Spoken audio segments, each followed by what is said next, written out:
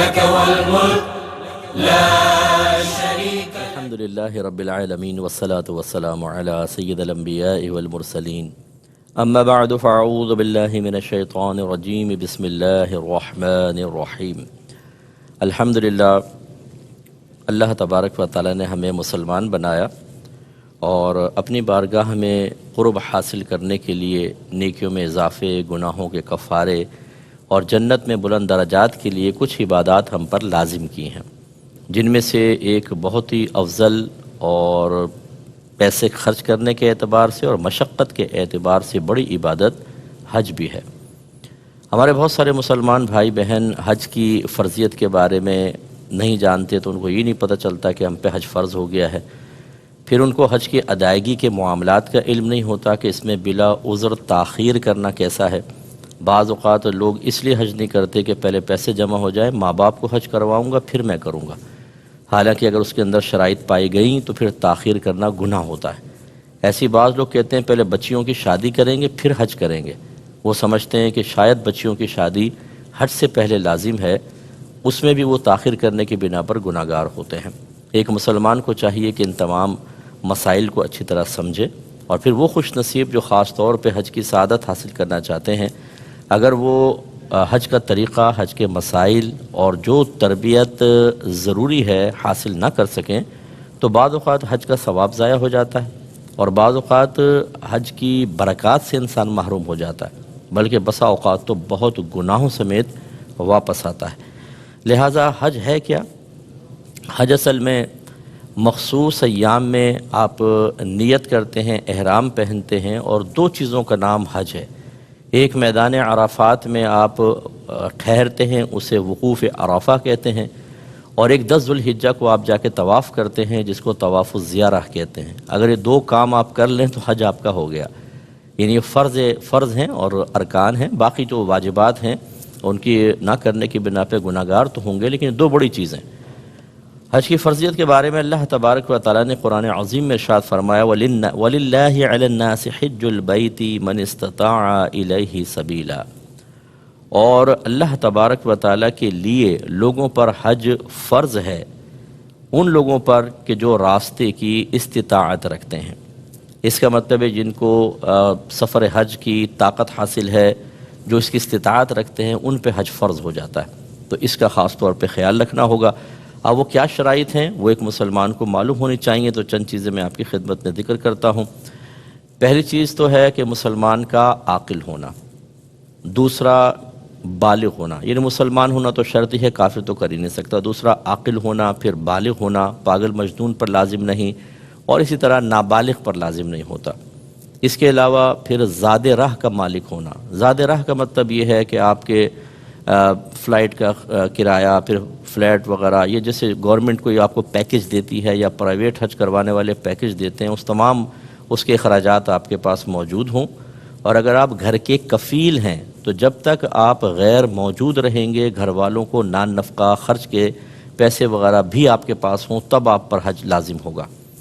خواتین جو ہیں ان پر بھی اس طرح اتنا مال جمع ہو جائے تو حج لازم ہو جاتا ہے، لیکن ان کے حج کی ادائیگی کے لیے شرط یہ ہے کہ ان کے ساتھ محرم ہونا چاہیے۔ یہ آج کل ایک نیا قانون آپ دیکھیں گے کہ جی عورت بغیر محرم کی بھی حج کر سکتی ہے۔ ذہن میں رکھیے گا کہ شریعت ہمارے نبی کی ہے، کسی اور کی نہیں ہے، لہذا نبی کریم صلی اللہ علیہ وسلم نے واضح طور پہ بیان فرمایا کہ جو عورت اللہ تبارک و تعالیٰ اخروی دن پر ایمان رکھتی ہے، وہ بغیر محرم کے 3 دن سے زیادہ سفر اختیار نہ کرے، جس کو فقہا فاصلہ اپنے اندازے سے کہتے ہیں کہ کم از کم 92 کلومیٹرز دور جانے کا ارادہ ہو تو عورت اگر تنہا سفر کرے گی، تنہا کا مطلب بغیر محرم کے، چاہے قافلے کے ساتھ جاری ہو، یہ شرعاً جائز نہیں ہوتا۔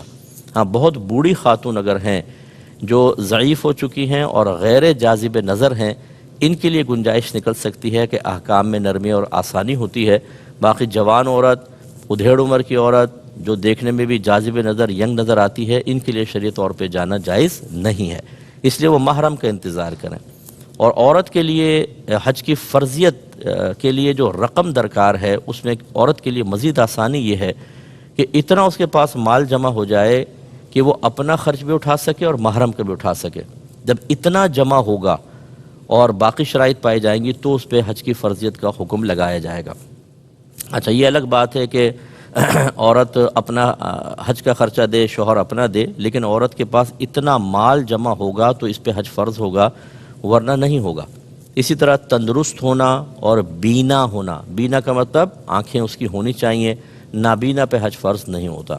تو گھر کے جس فرد میں یہ تمام شرائط جمع ہو جائیں کہ وہ حج کا خرچہ اٹھا سکتا ہو، عاقل بالغ مسلمان ہے تو، اور گھر اگر کفیل ہے تو پیسہ دے کے جا سکے، تو اس پہ حج فرض ہو گیا۔ اب اگر وہ تاخیر کرے گا تو گناہ گار ہوگا۔ اس لیے ہر شخص کو اپنا اپنا حساب و کتاب کرنا چاہیے۔ بعض اوقات بہو پہ حج فرض ہو رہا ہوتا ہے، بیٹے پہ ہو رہا ہوتا ہے، ماں باپ پہ نہیں۔ بعض اوقات والدہ پہ ہو رہا ہوتا ہے، والد کے اوپر نہیں۔ لیکن ہم چونکہ ان مسائل کو نہیں جانتے تو سال ہر سال اس کو ہم آگے پیچھے کرتے رہتے ہیں اور گناہ گار ہوتے رہتے ہیں۔ بلا عذر 1 سال کی تاخیر کرنا بھی گناہ ہے۔ اس پہ میں وعید آپ کو عرض کرتا ہوں۔ تو حج کی بڑی فضیلت ہے، اگر اللہ تعالیٰ موقع دے تو ضرور حج کریں، اور نبی کریم صلی اللہ علیہ وسلم کے اس فرمان کو ذہن میں رکھیں جو بخاری کا فرمان ہے کہ نبی کریم صلی اللہ علیہ وسلم نے فرمایا کہ جس نے حج کیا اور فحش کلامی اور گناہ سے اپنے آپ کو روکا رکھا تو وہ گناہوں سے ایسا پاک و صاف ہو کر لوٹے گا جیسے آج ہی اپنی والدہ کے پیٹ سے پیدا ہوا ہے، یعنی اس کے تمام صغیرہ کبیرہ ظاہری باطنی گناہ معاف ہو جائیں گے۔ اس لیے جب بھی آپ کے پاس یا آپ کے اندر یہ شرائط جمع ہو جائیں تو فوراً سے پیشتر ہمیں حج کرنا چاہیے۔ اور دیکھیں، جو حج نہ کر سکے، بعض لوگ ہوتے ہیں سستی کرتے رہتے ہیں، اچھا کر لوں گا اگلے سال اگلے سال اگلے سال۔ ایک تو تاخیر کرنے میں گناہ، اور پھر اچانک موت آ جاتی ہے اور انسان دنیا سے رخصت ہو جاتا ہے۔ میرے سامنے کتنے لوگوں کا ایسا انتقال ہوا کہ حج کو وہ ٹالتے رہے اگلے سالوں پر، اور اچانک موت آئی اور وہ قبر میں چلے گئے۔ ترمذی کی روایت ہے، رحمت کونین صلی اللہ علیہ وسلم ارشاد فرماتے ہیں کہ جو شخص ایسے زیادہ راہ اور سواری پر قادر ہو گیا جو اسے بیت اللہ تک پہنچا دے، اور وہ پھر بھی حج نہ کرے اور مر جائے، تو چاہے یہودی ہو کر مرے یا عیسائی ہو کر مرے۔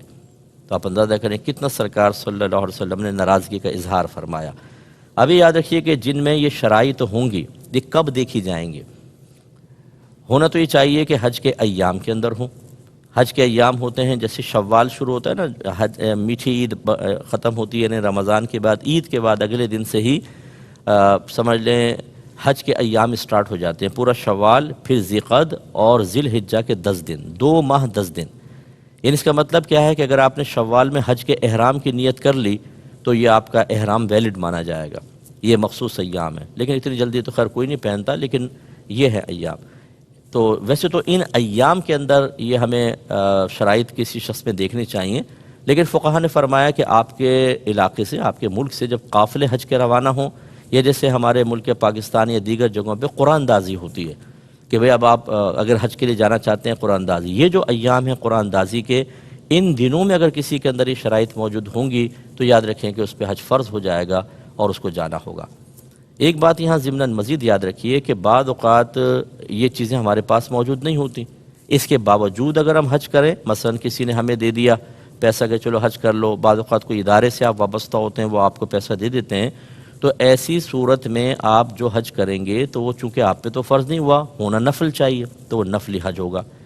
لیکن میرا مشورہ یہ ہوگا کہ جو اس طرح خود زیادہ راہ پر قادر نہیں ہیں، کوئی ان کو حج کروا رہا ہے یا اسی طرح آفس وغیرہ میں ہو جائے، تو وہ نیت کر لیں فرض حج کی۔ فقہا نے فرمایا ہے کہ اگر کوئی کسی پہ حج فرض نہیں تھا لیکن موقع مل گیا ادائیگی کا اور فرض کی نیت سے ادا کر لے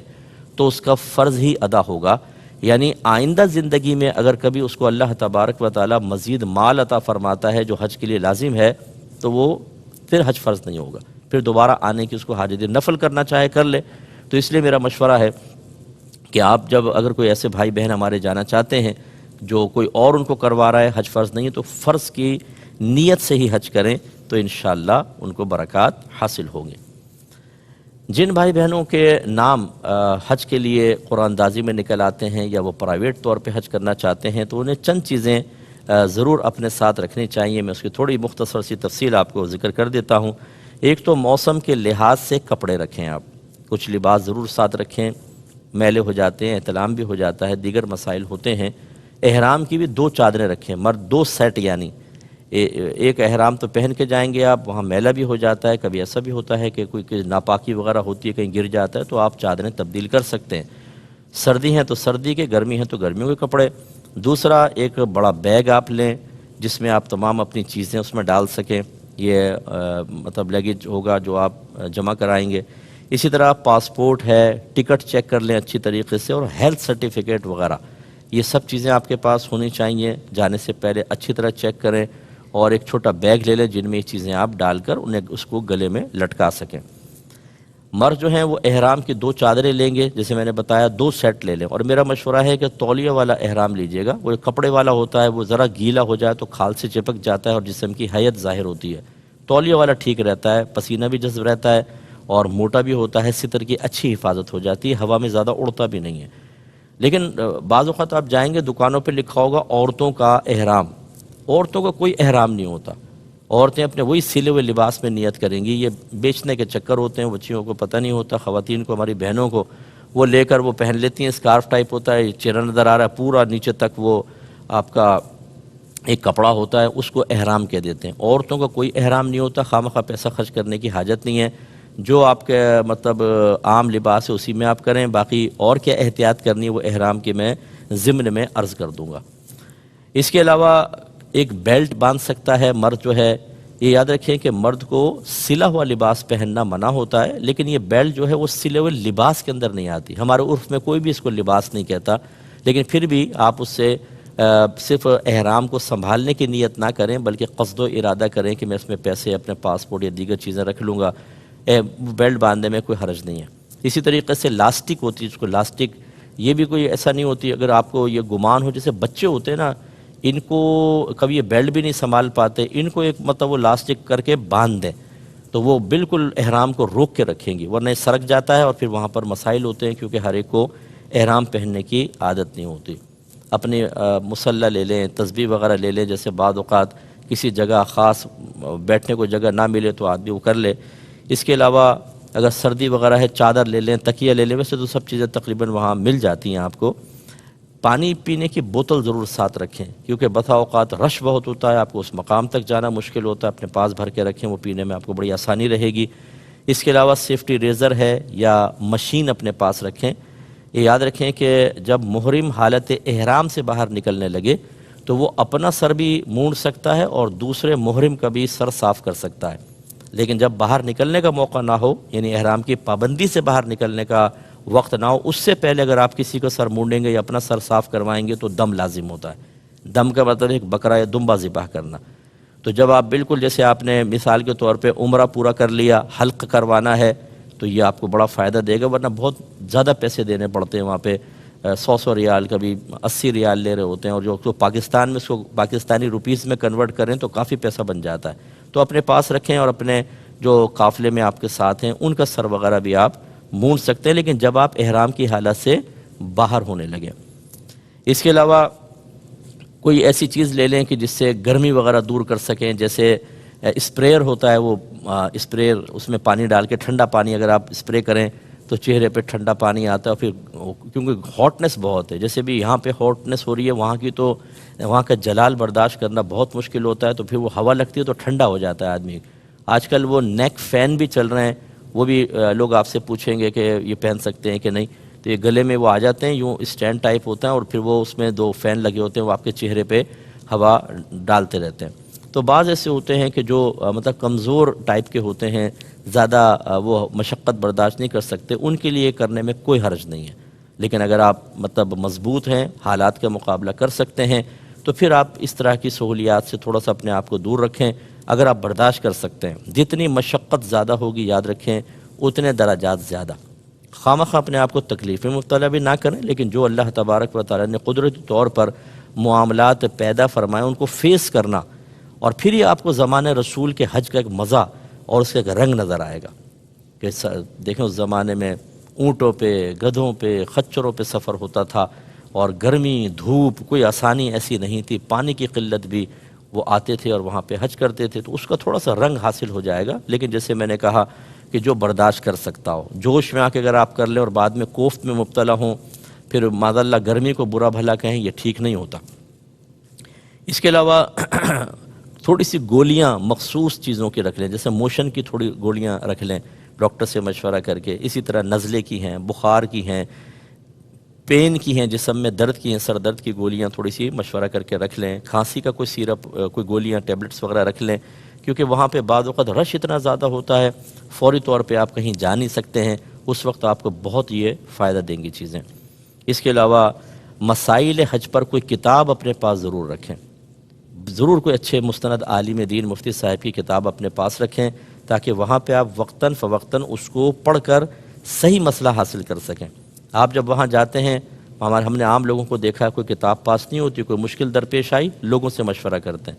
اور ایک سے ایک غلط مشورہ دینے والا موجود ہوتا ہے۔ یہ خوف خدا بھی نہیں ہوتا کہ آپ غلط مشورہ دے کر، غلط مسئلہ بتا کر اس سرزمین پہ گناہ گار ہو رہے ہیں۔ ہر شخص اپنے اپنی سوچ و فکر کے مطابق بتا رہا ہوتا ہے، آپ گناہ گار ہوں گے، آپ کا حج بھی ضائع بھی ہو سکتا ہے، یاد رکھیں ایسی صورتحال بھی بعض اوقات ہو جاتی ہے۔ تو حج کی کتاب اپنے پاس رکھیں۔ اس کے علاوہ خوش الہان نعت خانوں کی نعتیں اپنے موبائل وغیرہ میں آپ اپلوڈ کر لیں، تاکہ وہاں پہ آپ سنتے رہیں، اس سے ذوق پیدا ہوتا ہے، شوق پیدا ہوتا ہے، اٹریکشن پیدا ہوتی ہے۔ اور بہت ہی ضروری چیز جو زاد راہ کے اندر میں شمار کرتا ہوں، وہ ہے اپنی باطنی تربیت۔ اگر آپ غصیلے ہیں تو غصہ برداشت کرنے کی ابھی سے عادت ڈالیں۔ اگر آپ بے صبر ہیں، صبر نہیں کر سکتے، فوراً کوئی آپ کو نعمت نہیں ملتی، کوئی آرام کی چیز نہیں ملتی، تو آپ فوراً چڑچڑے پن میں مبتلا ہو جاتے ہیں، آپ لڑائی جھگڑا فتنہ فساد شروع کر دیتے ہیں۔ اس عادت کو تبدیل کریں، صبر کی عادت ڈالیں، غصہ پینے کی عادت ڈالیں، کیونکہ دیکھیں ابھی میں نے آپ کو حدیث بھی سنائی کہ نبی کریم صلی اللہ علیہ وسلم نے ارشاد فرمایا کہ جس نے حج کیا اور وہاں کوئی فحش کام نہیں کیا اور گناہ نہیں کیا، فسق و فجور نہیں کیا، وہ گناہوں سے ایسا پاک و صاف ہو جائے گا جیسے آج اپنی والدہ کے پیٹ سے پیدا ہوا۔ اس لیے باطنی تربیت بہت ضروری ہے۔ میں نے وہاں دیکھا ہے ماں بہن کی گالیاں بک رہے ہوتے ہیں، گریبان پکڑ رہے ہوتے ہیں، کس پر؟ بوٹی نہیں ملی، ہمیں آرام نہیں ملا، فلاں چیز بس دیر سے کیوں آ گئی، فلاں چیز کیوں ہو گئی۔ وہاں پہ آپ آرام کے لیے نہیں جا رہے، آسائش کے لیے نہیں جا رہے، سکون کے لیے نہیں جا رہے، اللہ کی رضا کے لیے جا رہے ہیں۔ ایک مجرم کی حیثیت سے ہمیں جانا چاہیے۔ اللہ تبارک و تعالیٰ سے دعا ہے کہ رب کریم جو باتیں ہم نے سنی اسے ذہن میں محفوظ رکھنے کی توفیق عطا فرمائے، آمین۔ وآخر دعوانا ان الحمد للہ رب العالمین۔